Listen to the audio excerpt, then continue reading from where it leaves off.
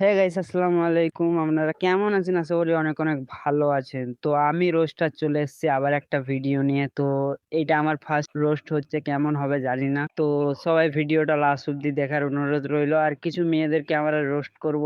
চলো ভিডিওটা শুরু করা যাক। এদেশে এখন অনেক গরম। আটা ময়দা সুজি বাদ দিয়া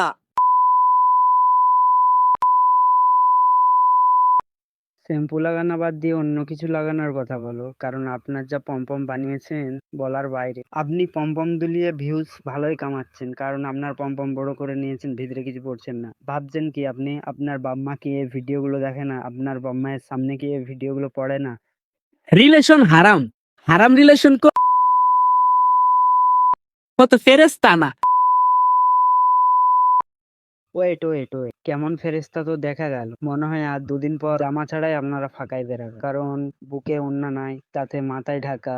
আপনি যেভাবে ভিডিও বানাচ্ছেন, আপনার ভিডিও দেখে অনেক মানুষের মজা হচ্ছে, কারণ তাদের হাতের কাজগুলো সুবিধা হচ্ছে। আর তুমি পম পম দুলিয়ে ভিডিও করছো, ভিউজের ঠেলা।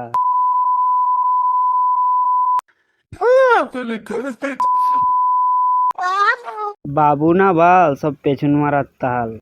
আপনি কি ভাবছেন আপনাকে অনেক সুন্দর দেখাচ্ছে? আপনাকে পুরো হিজড়ে লাগাচ্ছে। আপনার এই ফটোটা দেখুন তো, চিনতে পারছেন? এই ফটোটা আর একটা দেখাচ্ছি, এটা দেখুন, পুরো হিজড়ে লাগাচ্ছে। আর আপনি ভিডিওর মধ্যে অশ্লীলতা ছড়াচ্ছেন। আপনার মতন মেয়ে আছে বলে দেশে কোনো উন্নতি হচ্ছে না, কারণ পম্পম দেখিয়ে তো ভালোই ভিডিও করছেন। আপনাকে যদি একবার সামনে পাই, জুতোর বাড়ি মারবো। ওই ধরে গেছি সুন্দর।